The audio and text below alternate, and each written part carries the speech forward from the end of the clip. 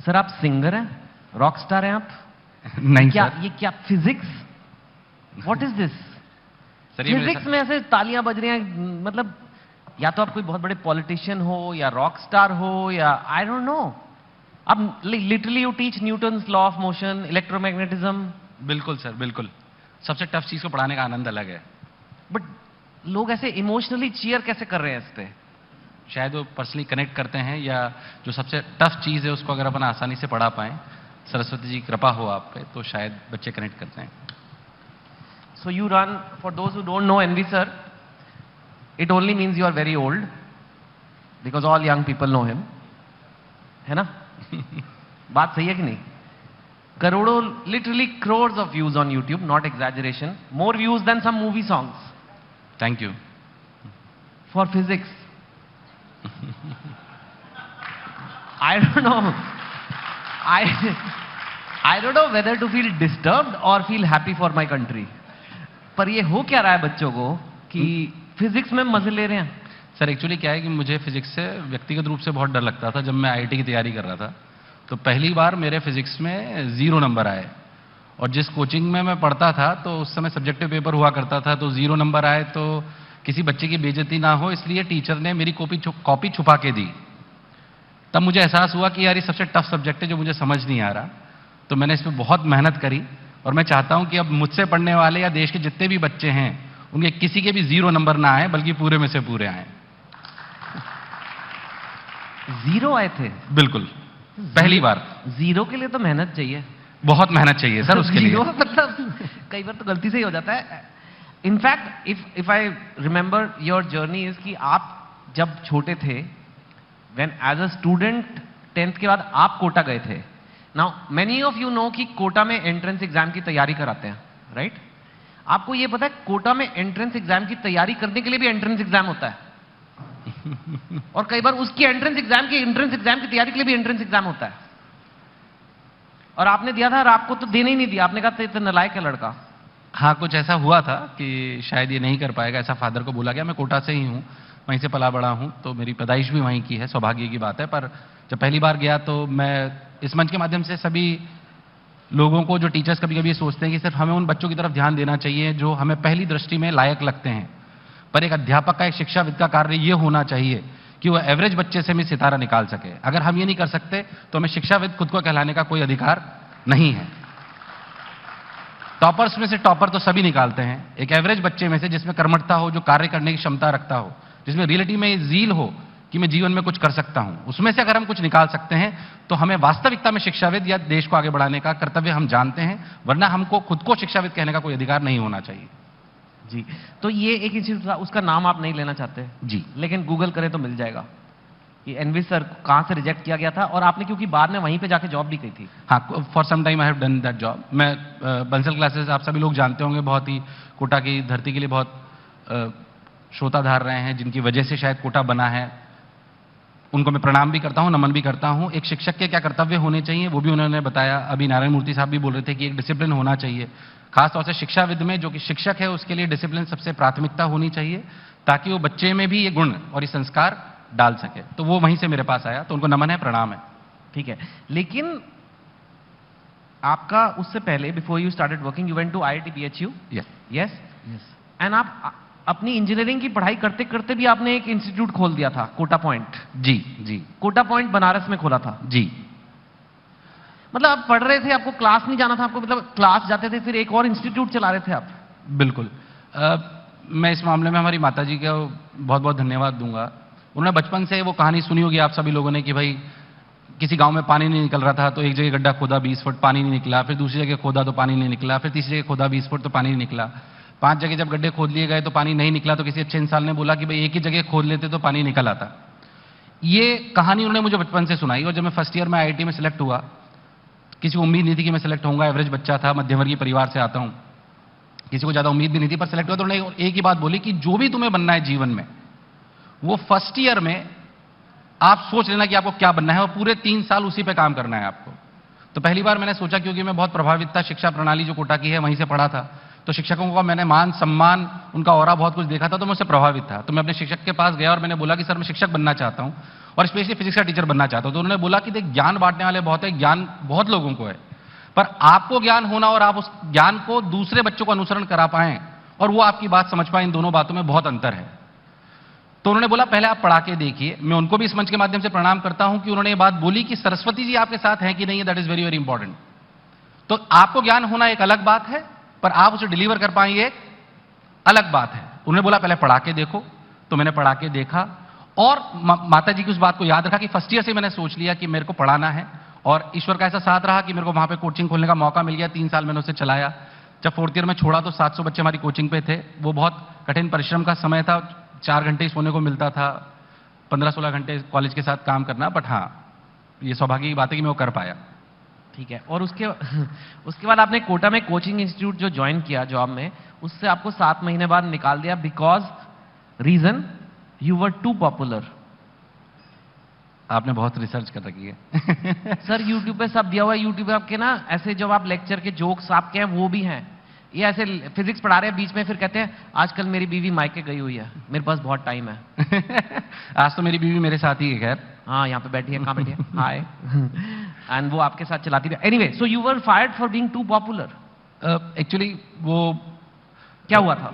Basically वहां पे ऐसा होता था कि बैच सिस्टम होता था, तो मेरी क्लासेस में 2-2, 3-3 बैचेस के बच्चे आ जाते थे। तो मेरा कोई प्लान नहीं था कि मैं, कई बार जैसे अपन बोलते हैं ना कि गॉड चाहता है कि आप क्या करना चाहते हो, तो मेरी क्लासेस में बहुत बच्चे आते थे। तो एक क्लास में जहाँ पे 150 की कैपेसिटी, वहाँ पे 350-400 बच्चा है, बैठने की जगह नहीं है। तो मेरे पास उसका कोई इलाज नहीं था। ऐसा 2-5 बार हुआ, तो मैनेजमेंट ने एक दिन आके मुझे क्लास से बाहर निकाल दिया और बोला आप इंस्टीट्यूट से चले जाइए। तो मेरे पास कोई इलाज नहीं था, उन्होंने मेरे को तुरंत फायर कर दिया। तो मैं घर आ गया चुपचाप, बहुत निराश और हताश हो गए। मुझे नहीं पता था शायद मेरी लाइफ का वो टर्निंग पॉइंट है। और आप विश्वास मानिए कि हमारे घर के बाहर करीब 2000 बच्चों की भीड़ इकट्ठा हो गई कि सर हम आप ही से पढ़ेंगे। मुझे नहीं लगता ऐसे गूज बम्स वाला मोमेंट मेरे जीवन में कभी आया हो कि 2000 बच्चे आपके घर के बाहर खड़े होंगे, सर हम आप ही से पढ़ेंगे। तो मैंने बोला भाई मेरे को पता नहीं कैसे पढ़ाना है। तो बच्चों ने हमारी पहली रेंट प्लेस देखी, बहुत छोटी सी वो जगह थी।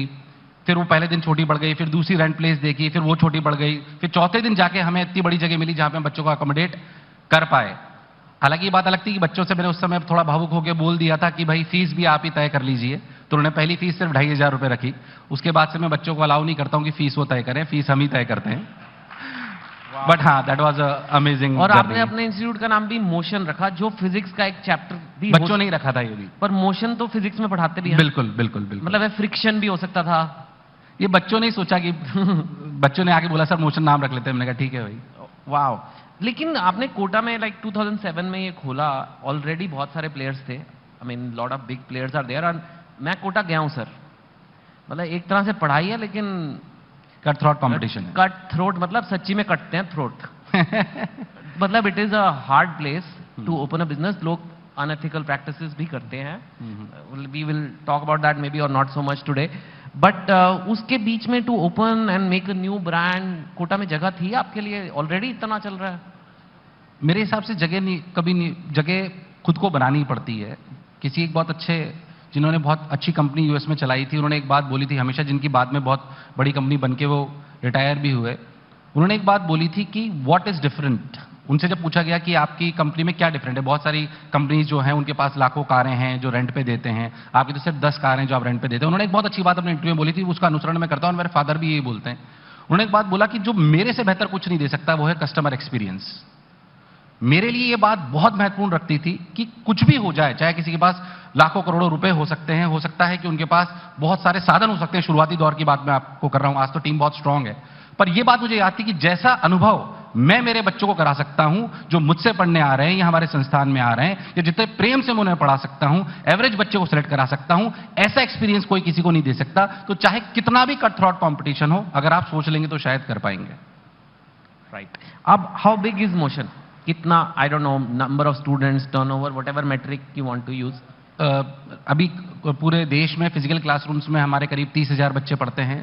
60 सेंटर्स हैं हमारे, मेजरली 10 सेंटर्स हमारे कोटा में हैं। 15,000 बच्चे कोटा में पढ़ते हैं। ऑनलाइन के माध्यम से तो बहुत पढ़ते हैं, but this is physical classroom जो पढ़ते हैं, और करीब 2,500 एम्प्लॉइज हैं जो साथ में काम करते हैं। मैं इस मंच के माध्यम से मैं आप सभी लोगों का बहुत बहुत धन्यवाद देता हूं कि शायद शिक्षा की ताकत है कि बहुत सारे शिक्षाविदों का यहाँ पर आज ऐसे मंच पर हमारे देश की शायद ये ताकत है कि शिक्षकों का सम्मान हो रहा है और शिक्षा यहां पर बैठकर शायद आप जैसे लोगों को प्रबुद्ध जनों के सामने अपनी बात रख पा रहे हैं। तो मैं चाहता हूं एक बार देश के लिए भी जोरदार तालियां बजा दीजिए कि मैंने अध्यापक के रूप में, मैं शायद थोड़ा भावुक आपको लग सकता हूं, पर मैंने अध्यापक के रूप में जब ये जीवन यात्रा चालू करी थी तो मैंने कभी सोचा नहीं था कि किसी शिक्षक को इतना सम्मान मिल सकता है जो मुझे मिलता है। हालांकि मैं जब भी ऐसा सम्मान मिलता है तो मेरे को डर भी लगता है कि शायद हम इसे डिजर्व करते हैं कि नहीं करते, पर किसी स्टार्स को इतना सम्मान मिलना, पॉलिटिशियंस को इतना सम्मान मिलना, पर ये हमारे यहाँ पे ज्ञान की ताकत है कि शिक्षकों को इतना सम्मान मिल रहा है। तो मैं उसे नतमस्तक होकर स्वीकार भी करता हूं और वादा भी करता हूं कि इस कर्तव्य को जरूर निभाऊंगा।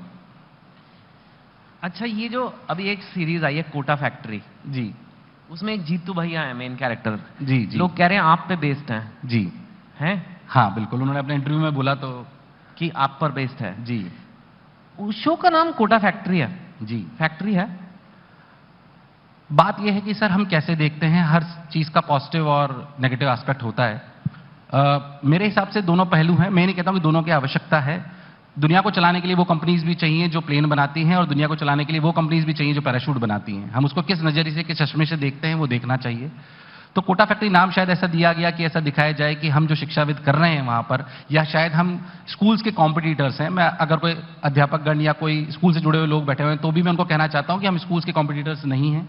कोटा को शायद इस तरीके से दिखाया जाता है, स्कूल में अगर कोई बच्चा बहुत अच्छा फुटबॉल खेलता है, बैडमिंटन खेलता है, तो उसको ऐसी एकेडमीज में भेजा जाता है खुद स्कूल से, जहां पे स्पेशलाइज्ड ट्रेनिंग होती है।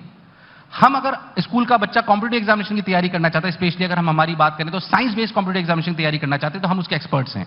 हमें कॉम्पिटिटर ना मानकर हमें एक स्पेशलिस्ट माना जाए ताकि हम उन बच्चों को तैयार कर पाएं, हमें कॉम्पिटिटर की तरह ना देखा जाए। तो कोटा फैक्ट्री नहीं है। रियलिटी में अगर मैं आपको बताऊं तो कोटा ने जितने इंजीनियर्स, डॉक्टर्स देश को दिए हैं वो वाकई काबिल तारीफ है। मैं इसलिए बोल रहा हूं कि कोटा की धरती से मैं आता हूं। आप लोग अगर वहां पे नहीं गए हैं कभी तो आके देखिए, सिर्फ किसी बात को सुनिए मत, उसको आके देखिए तो आपको लगेगा कि वहां का ऑटो वाला, मैस वाला, क्योंकि हमारी पूरी इकोनॉमी सिर्फ और सिर्फ बच्चों पे टिकी हुई है। हम बच्चे को भगवान की तरह पूछते हैं, क्योंकि अगर कोटा शहर से बच्चों को हटा दिया जाए तो शायद कोटा का अस्तित्व ही नहीं रहेगा।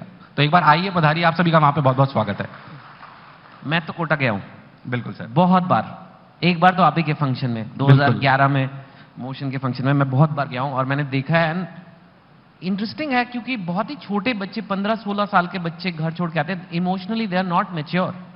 आई mean honestly that is not the age, and they come and कभी पेइंग गेस्ट रह रहे हैं, कभी कहीं किराए पे देके रह रहे हैं। ऐसा तो है नहीं कि proper, not everybody has a, it's not like there is a Kota campus. They are very young, very vulnerable. And NV sir, आप भी जानते हैं the selection ratio is 2%, 3%, 1% in this exams. By definition Kota चलो थोड़ी परसेंटेज वो बढ़ा सकता है, लेकिन 90% बच्चों का नहीं होगा। आई मीन दिस इज, और 80, I don't know, it could be 70, I don't know, but majority of the children are coming in a very tender age. माँ बाप ने भेज दिया, कोटा गया, पता नहीं क्या कमाल करने वाला है। But let's talk about the student जो कमाल नहीं कर पाते, and the reality is that stress is there. We have heard reports of, I don't want to say the word, but the students taking extreme steps for their life, and ये जो cheer भी कर रहे हैं आपको, don't you sometimes feel that responsibility कि they are looking up to me for too much?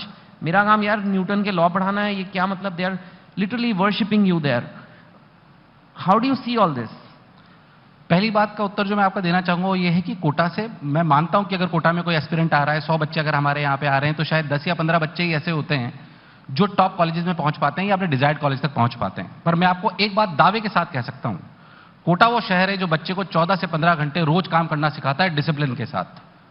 पूरा ecosystem ऐसा है। मैं आपको दावे के साथ कह सकता हूं कि 100 बच्चे जो कोटा में आए हैं और पूरे साल जिन्होंने वहां पे निकाला है, उसमें से 95 बच्चे जीवन में सफल होते हैं। क्योंकि जो व्यक्ति 14 से 15 घंटे काम करना सीख जाए, हो सकता है कि एग्जामिनेशन में उसका डिजायर्ड रिजल्ट ना मिले, पर जो 14 से 15 घंटे डिसिप्लिन होकर काम करना सीख जाए वो जीवन में असफल नहीं हो सकता। हम एक्चुअली थोड़ी सी गलती जो मुझे लगती है कि बच्चों को या अभिभावकों को भी मैं कहता हूं कि हम कोटा क्यों आए हैं, हम रियलिटी में कोटा या किसी भी, हम शिक्षा क्यों ले रहे हैं, किसी भी कॉम्पिटिटिव एग्जामिनेशन को क्यों ले रहे हैं, क्योंकि हम रियलिटी में सफल होना चाहते हैं। हम बच्चे को गलत तरीके से ट्रैक करने लगते हैं। हम ये कहते हैं कि अगर तूने आईआईटी नहीं निकाली या तुमने आईआईटी नहीं निकाली तो तुम असफल हो जाओगे। मैं कहता हूं सफल होने का क्राइटेरिया सिर्फ आईआईटी डॉक्टर ये नहीं है। सफल होने का क्राइटेरिया डिसिप्लिन होके, कर्मठता के साथ फोकस होके एक ही चीज के लिए काम करना। ये कोटा शहर सिखाता है।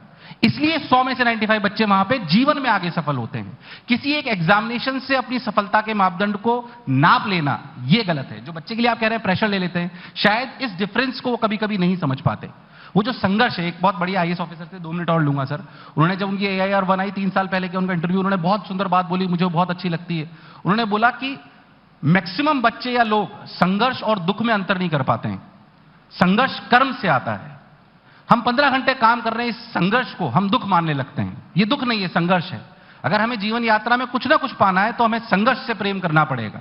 जिस दिन हम संघर्ष से प्रेम करना जान जाएंगे उस दिन शायद हम बहुत कुछ अचीव कर लेंगे। दुख वो है कि हमने कोरोना में किसी अपने साथी को, अपने सहयोगियों को, किसी परिवारजन को छोड़ दिया जिस पे हमारा कंट्रोल नहीं है। ये दुख है। तो पहली बात, हम बच्चे को ये समझाते हैं कि संघर्ष यात्रा है जो जीवन में आपको सफलता की तरफ ले जाएगी। अगर इस डिफरेंस को बच्चा समझ लें तो वाकई वो कुछ ना कुछ कर पाएंगे। मैं मानता हूं कि कुछ अप्रिय घटना कोटा में हुई है जो नहीं होनी चाहिए, पर अगर आप परसेंटेज बेसिस पे देखेंगे तो पूरे शहर में स्टूडेंट्स में that is the same percentage. Kota को highlight because of any reason शायद ज्यादा करा जाता है। मैं इसके बाद ये नहीं कहता हूं कि एक शिक्षाविद होने के नाते हमारा उसमें कर्तव्य नहीं कि हमें काम नहीं करना चाहिए। हमें काम करना चाहिए उसके लिए, और हम कर्मठता से काम कर रहे हैं। इस मंच के माध्यम से कह सकता हूं कि मोशन में ऐसी अप्रिय घटना आज तक कभी नहीं हुई है जिस संस्थान को मैं चलाता हूं। तो शिक्षाविदों से भी ये अनुरोध है कि बच्चे को एक दोस्त की तरह पढ़ाइए, उसको ये समझाइए कि सफलता सिलेक्शन में नहीं, सफलता उस कर्म में है जो आप यहां पे आके कर रहे हो और जो यहां पे आके आप सीख रहे हो। अगर इस डिफरेंस को समझ जाएगा तो रियलिटी में वो जरूर सफल हो जाएगा। डेफिनेटली कोटा के कुछ लोग बहुत सफल हैं। इनफैक्ट एक सेशन मैं करने वाला हूं इसके बाद। Bhavish Aggarwal, who is founder of Ola, and he also went to Kota. Correct. But he said he only played video games there. We will talk about it in that session. ये हाईलाइट है। बट आपने कई बार कहा है कि मेहनत बहुत आप करते हो, आप खुद बहुत काम करते हो। 3 वर्ड्स आप बहुत यूज करते हो, जिद, जुनून, मेहनत, to make it in life. For anyone who wants to make it in life, entrance exam हो, कुछ भी बिजनेस हो, कुछ भी हो, जिद, जुनून और मेहनत, ये आपके 3 सीक्रेट्स हैं। What is this? बिल्कुल है। मध्यवर्गीय परिवार से आते हैं, कभी सोचा नहीं था कि यहां तक पहुंचेंगे। तो फादर ने एक ही बात बताई कि जिद जब तक नहीं होगी तब तक आप आगे नहीं बढ़ पाओगे। और जाहिर सी बात है, जैसा कि सर ने बोला, कट थ्रॉट कॉम्पिटिशन था। कई बार एंटरप्रेन्योर्स जो भी हैं वो भी सोचते हैं कि हमारे पास पैसा नहीं है, they are only running towards funding and all. मेरे हिसाब से कोई भी ऑर्गेनाइजेशन को बिल्ड करने के लिए फंड चाहिए, मैं मानता हूं। बस उससे सबसे पहले जो चीज चाहिए वो चाहिए जुनून। और जैसा कि मैंने बोला कि जिनको भी आप सर्व कर रहे हैं उनकी केयर करना आपके लिए बहुत बहुत आवश्यक है। तो मेरे हिसाब से 3 पैरामीटर हैं जो सभी के पास होने चाहिए, तभी वो आगे बढ़ सकते हैं। That's good. Education sector, specially ed tech आजकल काफी चल रहा है। इंटेंशन अच्छा है, ठीक है भाई, सबको मिल जाए, टेक्नोलॉजी का यूज किया जाए एजुकेशन में, लेकिन अनएथिकल बिहेवियर भी बहुत है। अभी मैंने एक आर्टिकल देखा, गवर्नमेंट ने कहा है, उन्होंने नाम नहीं लिया कंपनी का और हमें लेना भी नहीं चाहिए, लेकिन उन्होंने कहा कि beware of certain edtech scams. Why is the government saying that? Are they wrong और is there something happening? To be honest, जिनके लिए बोला गया है मेरे को उसका बहुत आइडिया है नहीं, पर हाँ काम उस क्षेत्र में भी बहुत अच्छा हुआ है। कई बार ऐसा होता है कि हो सकता है, आई रियली डोंट नो, पर फंडिंग के प्रेशर में हो सकता है कि कुछ ऐसी टैक्टिक्स अपनाई गई हो which is not logical, which is not correct. अगर ऐसा है तो मेरे हिसाब से जैसे स्कूलों पर या किसी भी शिक्षण संस्थानों पर गवर्नमेंट की रेगुलेटरी बॉडी है, वैसे ही एडटेक्स पे, कोचिंग इंस्टीट्यूट्स पे होनी चाहिए। हम इसका सम्मान करते हैं और इसमें कोई बुराई वाली बात नहीं है।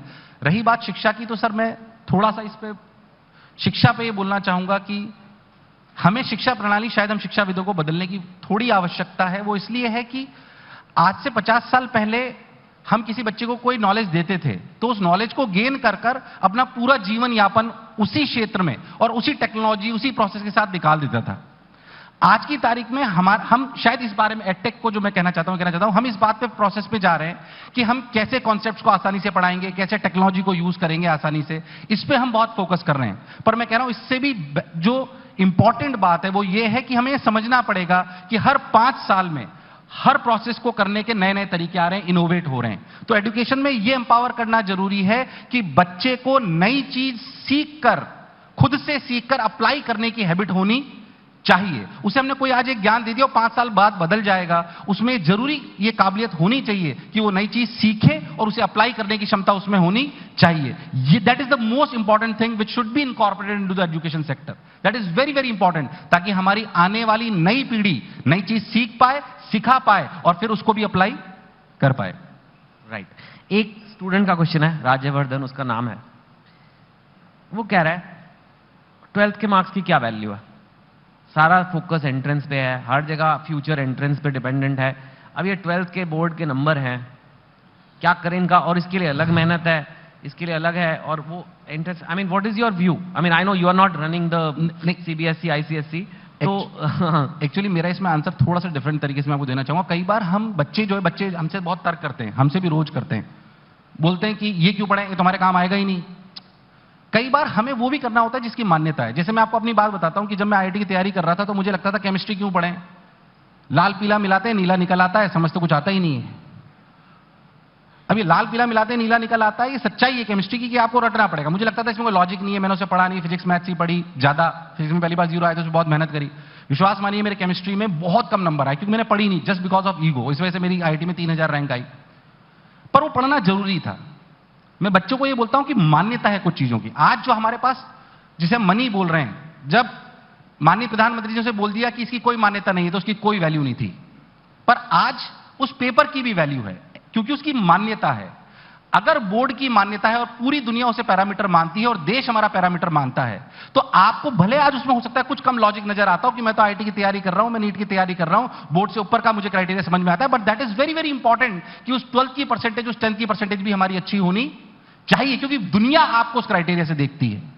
अगर आप उसमें उस मापदंड में खरे नहीं उतरेंगे तो वास्तविकता में आप कहीं ना कहीं पीछे रह जाएंगे। तो आप चाहते हैं कि जीवन में आपको अपॉर्चुनिटी मिले, तो जो मापदंड दुनिया ने सेट करे हैं, देश ने सेट करे हैं, उस क्राइटेरिया में आपको एक बार अपने को परफॉर्म करके दिखाना पड़ेगा। हो सकता है कहीं कम लॉजिक नजर आए, कहीं पे ज्यादा लॉजिक नजर आए, पर हमें यह भी दिखना पड़ेगा कि किस चीज की मान्यता है जिसकी वजह से मेरा करियर आगे जाएगा। तो जो भी बच्चे मुझे सुन रहे हैं, अगर कॉम्पिटिटिव एग्जामिनेशन की तैयारी कर रहे हैं, तो उनसे अनुरोध है कि बोर्ड्स को भी पूरी प्राथमिकता दीजिए। अगर आपने वास्तविकता में कॉम्पिटिटिव एग्जामिनेशन की तैयारी अच्छे से करी है तो आपको मुश्किल से रोज 1 घंटे देना है और आपके बोर्ड में भी 95% से ज्यादा आएंगे और आपको किसी भी कॉम्पिटिटिव एग्जामिनेशन में, किसी भी कंपनी में, अभी थोड़ी देर पहले मैं नारायण मूर्ति साहब को सुन रहा था, जब उनकी कंपनी भी हमारे आईआईटी में आती थी तो वो एक बेसिक क्राइटेरिया लगाती थी कि बच्चे की 10th में या 12th में इतनी परसेंटेज होनी चाहिए, भले उसने कैसा भी परफॉर्म करा हो आईआईटी में। तो that is very very important. Okay, failure की बात करेंगे, how does one conquer failure. और आपकी एक, कई बार आप ये लाइन बोलते हैं, हारा वही जो लड़ा नहीं, तो इसका क्या मतलब है?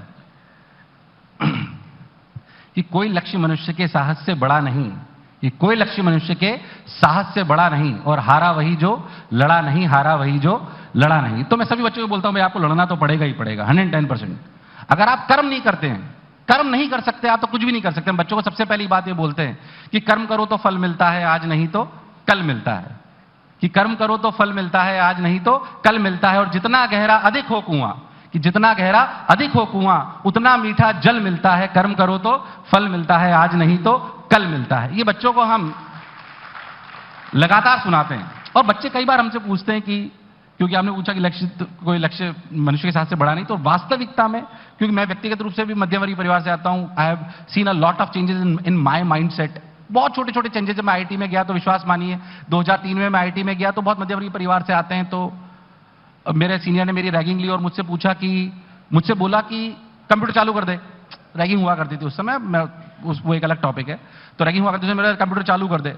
विश्वास मानिए मैंने कंप्यूटर देखा नहीं था 2003 में, जबकि कंप्यूटर्स आ चुके थे, मैंने देखा ही नहीं था। अब वो जो मॉनिटर होता है उसी को जाके मैं दबा रहा हूं।